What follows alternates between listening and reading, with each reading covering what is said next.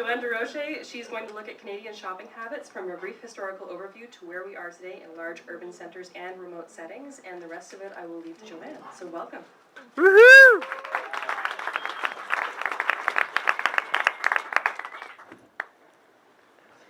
Shop till you drop, fashion in rural Canada and the power of the department store. I'm Johanne Durocher. You can find me at Fashion Motion on Twitter. And I would also like to thank Dr. Donica Belisle and Lawrence McKeon, whose works I consulted to do this presentation today. So really I wanted to talk about how to get small town men to wear pink shirts. I come from a small town, so I know what it's like. I come from all these kind of weird places. And trends out there just aren't the same as they are here. And so I guess I'm wondering why fashion in urban centers aren't happening the same way that they are in rural centers. And I mean, fashion trends, it's a way to express yourself, it's a way to work your identity into, you know, where you are, who you are, but it really is a question of access. And so I'm looking at how these access points for people in rural areas are being affected today by all sorts of things, such as the internet and the catalog. I mean, the catalog really was the internet of its day. It came out of the department store. It was an amazing tool that came out of the fur trading post. We used to have fur trading posts all across this nation. And so really, when we're talking about access, rural communities in Canada have access to the catalog, but they're still not wearing cool clothes like cool pink shirts, right? So maybe it's the catalog, maybe the catalogs aren't carrying the right stuff. So I just want to look at maybe how people are shopping today in rural communities, and if maybe the internet is part of their new ways of shopping, maybe it's not working out for them so well with the catalog. And so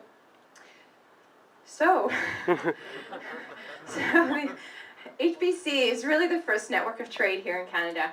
Now, they established this amazing trading post, bringing furs back to England and trading with natives here in the country, and doing this for hundreds of years. And those trading posts became general stores.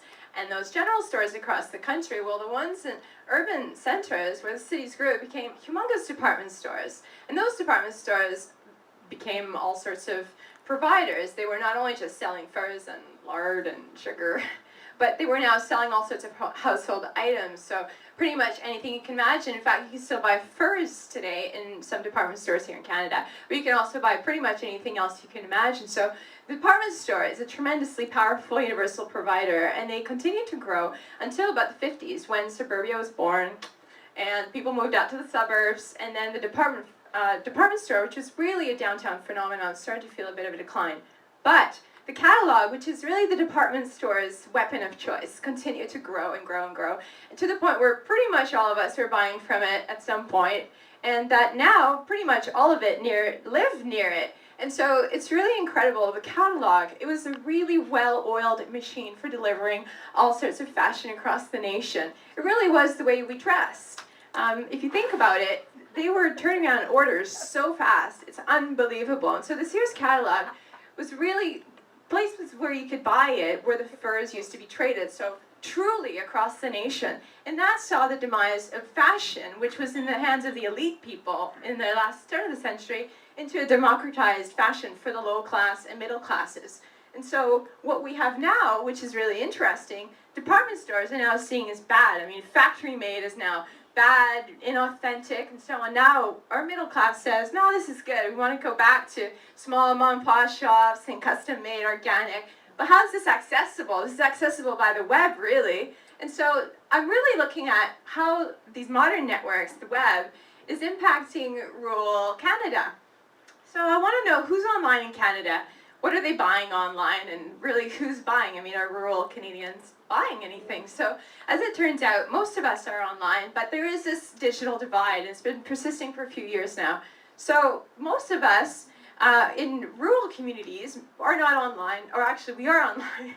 Apparently we are online, but most of us who are online in rural areas will actually be shoppers. So there's fewer people in rural areas shopping, or rather online, but those who are online are buying things. Whereas people in urban centers like us are using it to do our window shopping, and then we go buy it at the store. So that means that the people in rural areas are still using all their traditional retail channels, such as the catalog, to buy products. And so all the things that they can't get in the catalog, they're going to go and get online. And that means that they're going to be able to get all the cool stuff that they weren't able to get before, which is here. So I think this answers my question that this is actually not selling us pink shirts these days, but that because we have people who are able to buy things, real fashion, through the internet, that's now a new network, and that's putting pressure on these people who are flooding the market with fashion these days. And that's really where I want to take this discussion with you after here, because really fashion in Canada is a portrait of international takes on fashion. So I'd really love to discuss this with you. I'm so excited about this topic, and I look forward to speaking with you. Thank you so much. Woohoo!